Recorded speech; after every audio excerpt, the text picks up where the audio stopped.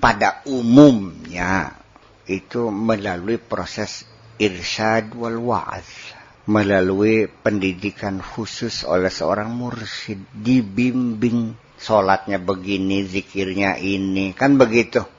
Sampai pada pakaiannya ini, makannya ini, sampai ada yang tidak boleh makan dari manapun kecuali dari kebun yang keluar dari sawah saya.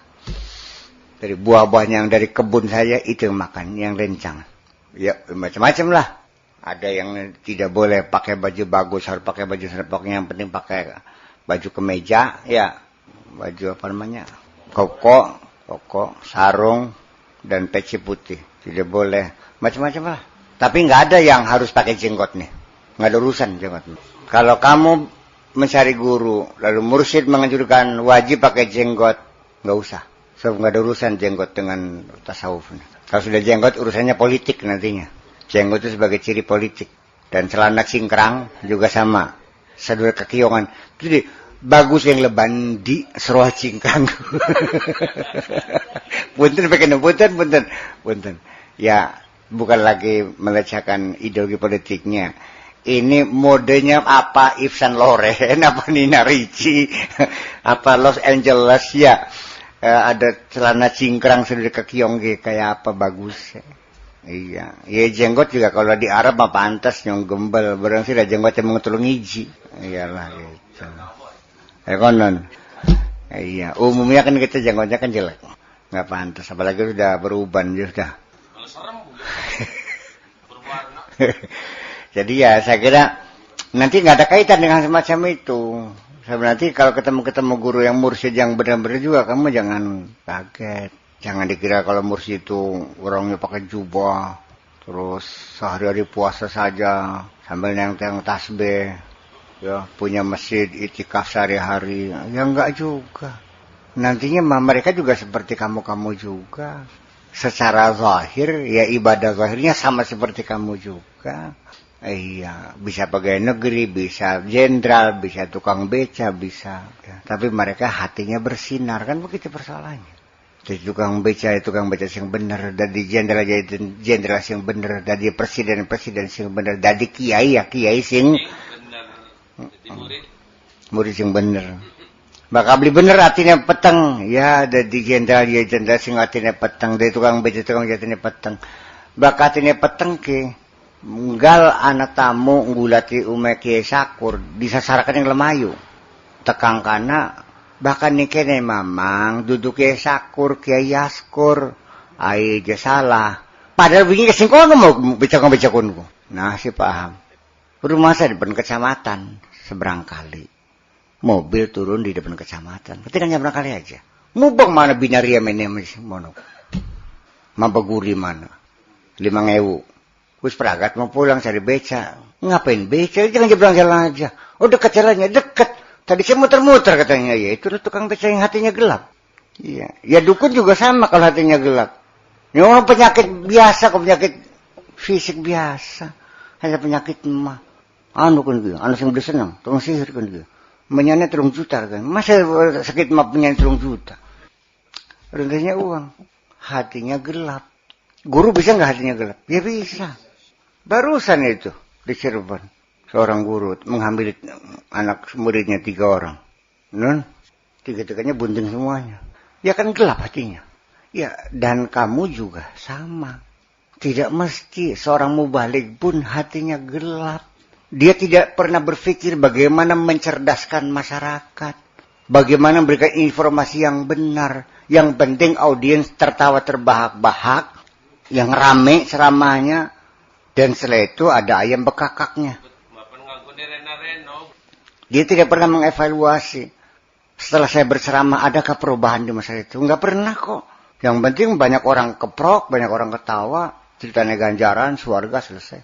Tarifnya jelas 2 juta. Kalau enggak ya bakas yang jawab melarat, alasannya repot. Bakal uang sugih gagian. Ya, siap. Kurang telepon, kurang amplop. Iya, hatinya gelap. Dia tidak menyampaikan kebenaran. Dia cari makan kok. Nah ketika ada mubalik yang orientasinya cari makan, cari duit. Silakan. Mau dengarkan boleh. Mau tidak mendengarkan pun boleh.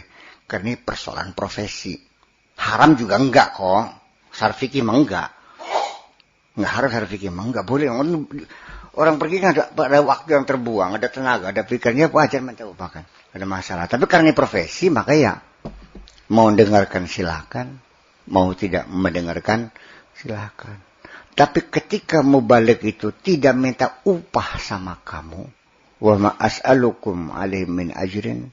In ajriya illa ala rabbil alamin. Inni lakum rasulun amin. Fattaqullaha wa ati'un. Wa ma as'alukum alaihi min ajrin. In ajriya illa ala rabbil alamin. Enggak minta upah kok.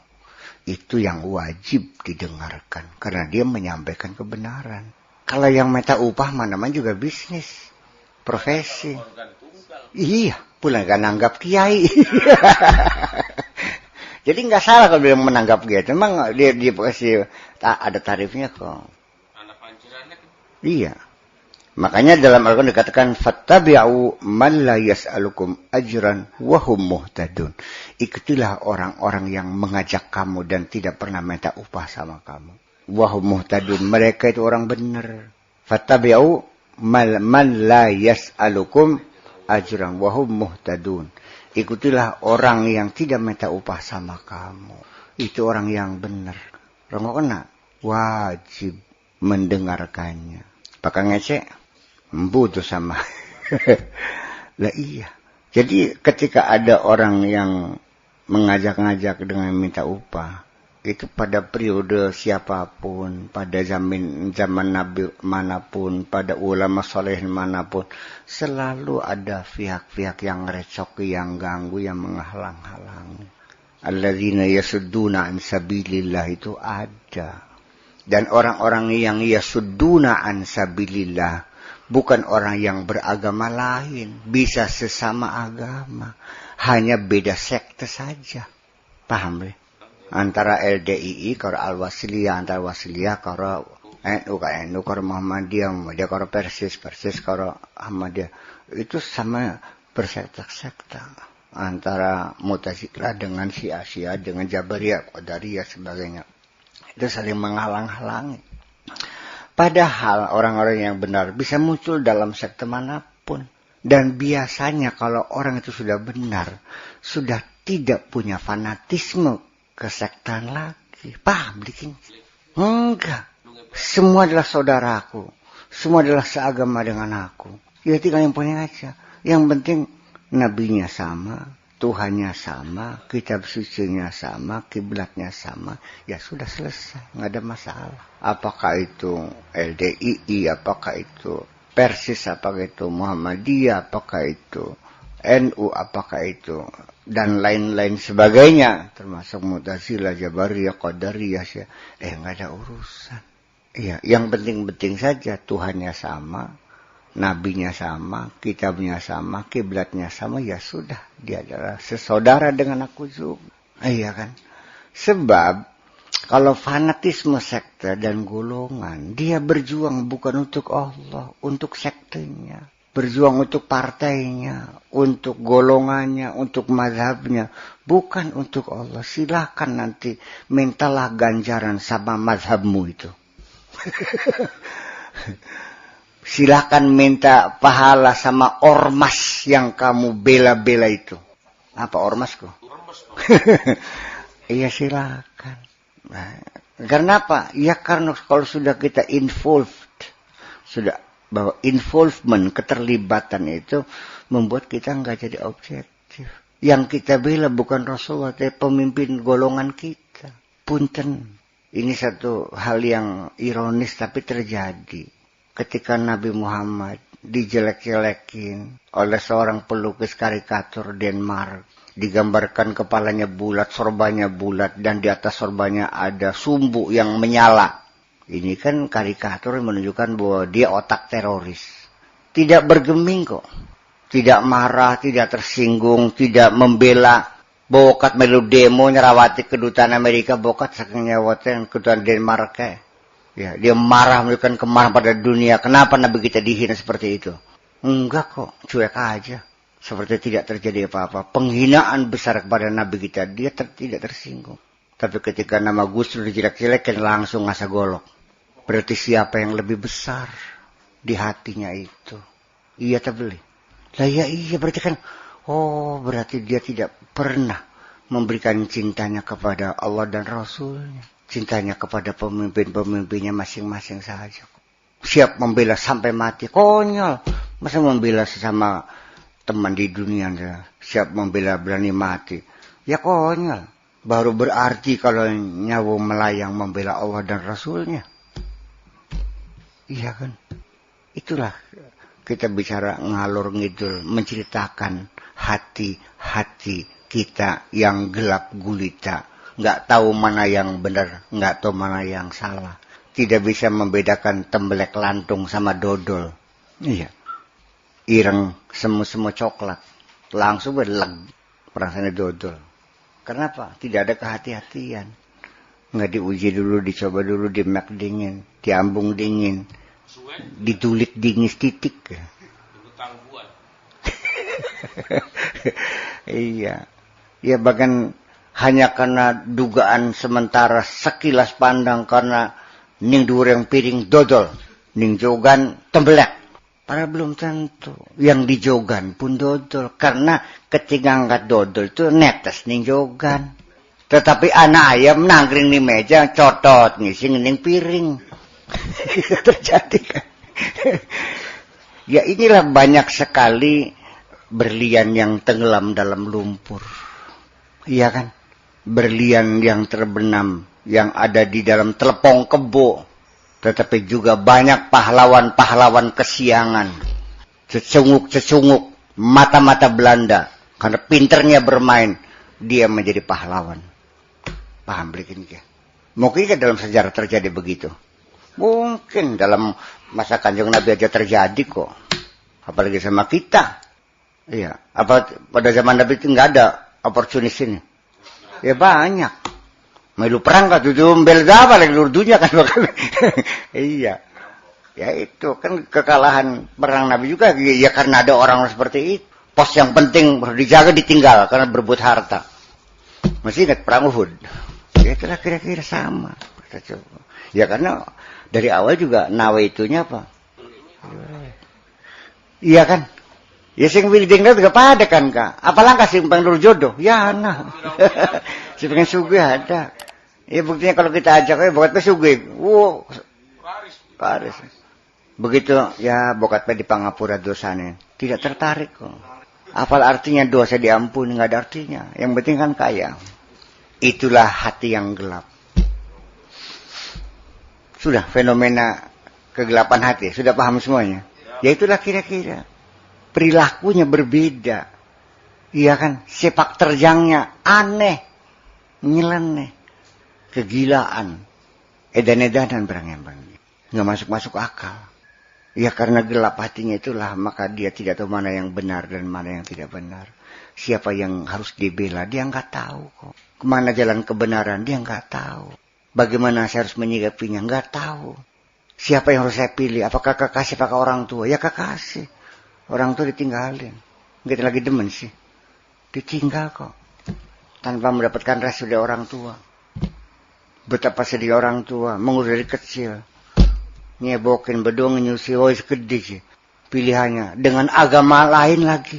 Apa nggak terjadi? Terjadi. Itulah hati-hati yang gelap. Serba aneh-aneh lah. Dan ini pun. Kalau kamu hatinya gelap. Kamu juga melakukan hal yang sama. Iya. Ya dagang mah dagang. Tapi ning timbangannya ke di Bandung timah kan. Pirang gram gerak-gerak nyolongnya. Ya 100 gram bel lah. Ya itu aneh 100 gram. Nggak kelihatan kan? Nggak kelihatan. 1 kilo dikurangi 1 gram nggak kelihatan. Saya bayangkan berapa ratus kilo yang dia jual gula watu itu. Gula pasir itu. Itulah hati yang gelap. Termasuk juga kamu juga hati yang gelap. Dulu setelah kawin berjanji syarat taklik tolak apabila 3 bulan berturut-turut saya tidak memberikan nafkah kepada istri saya dan istri saya tidak menerimakan. Ya kan begitu? Betul. Maka jatuhlah talak saya satu. Saya jeg bilok makani rabi. Luru dewek. Sampai tekang dikirim ning Saudi. Ya kun wong aran wong lanang pinter kawin maning kuwi. Kirim. Wis rabi ning Arab Saudi. Duitnya dikirim makan kanggo demenan maning. Masya Allah. Malah jadi saya terbalik betapa hebatnya perempuan Indonesia. Betapa hebatnya wanita-wanita Indonesia. Yang tidak pernah dikasih nafkah oleh suaminya. Dia ikhlas dan ridho, siap melarat dan siap makan sendiri. Semono gak masih ditongor-tongor bening laki ini kan. Itulah hati-hati yang gelap semuanya. Sudah nggak tahu mana yang benar. Segitu dia andon makan sama istrinya, dia masih mengklaim ar-rijalu qawwamuna 'alan nisa, laki-laki pemimpin. Koplok nemen siraku. Andon mangan ning rabi mimpin maning. Jadi andon mangan tuli ngatur sing pemangan sira konon. Andon mangan ngatur wong sing makan ning sira. Kita kupas seluruhnya. Ternyata semua yang terjadi di mata di sekitar kita, yang kita dengar, semuanya nggak ada yang benar kan? Tiba-tiba langkau dalam kangen pegatan, bengikin pegatan karena mau entes tukaran, bengi langsung menyatakan cerai, langsung undang lebihnya maning koplok maning. Anak wong tukaran gagian diurusi, gagian pegatan, betul dicegah aja pegat kah? Ya tolong atau saya soalnya kan. Ya itulah hati yang gelap juga.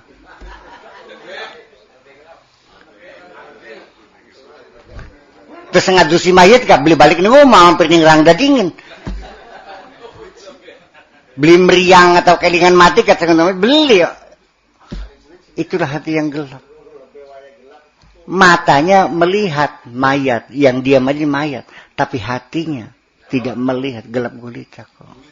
Balik ke telat kakir berjari ngadusi loro sing mati. Mbus apa sih mati jiku. Ya Allah ya Rabbi. Namanya. Apa ada prosedur penyelesaian pertengkaran rumah tangga seperti Al-Quran supaya hati kita bercahaya, bersinar. Fa'izuhunna, cobalah kasih nasihat dulu istri kita yang banggang itu. Nggak mempan wahjuruhunna fil madaji, pisah ranjang dulu. Jangan langsung cerai dong. Masih nggak mempan juga. Sudah pisah ranjang 2 tahun, masih juga sulit perbaiki. Fadu hakaman min ahli wa hakaman min ahli. Ambil juri laki-laki, juri perempuan. Coba sesama saudara dirundingan untuk ruginya. Aja langsung glatuk langsung pegat si pribir mana. Biarnya kan sudah. Itulah hati-hati yang gelap. Hati yang gelap gulita. Semuanya salah kabeh. Dari ubun-ubun sampai telapak kaki semuanya salah semua. Dalam rumah tangga, di sekolah, di kantor, di pemerintahan, di sawah, di toko, di warung, di rumah. Sampai di ranjang pun nggak benar. Iya kan? Wis, paham. Hati gelap. Setelah paham, coba evaluasi dengan dirimu sendiri. Saya ini hatinya gelap enggak? Wis, ya, assalamualaikum.